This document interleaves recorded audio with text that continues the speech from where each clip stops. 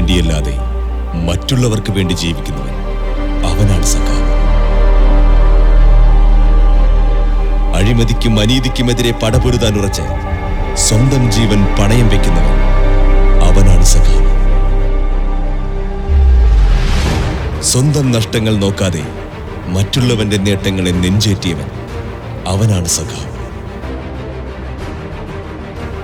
രാഷ്ട്രീയത്തിന്റെയോ കൊടിയുടെയോ നിറം നോക്കാതെ, ജാതിയുടെയോ മതത്തിന്റെയോ അതിർത്തികളില്ലാതെ ജനത്തിനൊപ്പം നിന്നവൻ അവനാണ് സഖാവ്.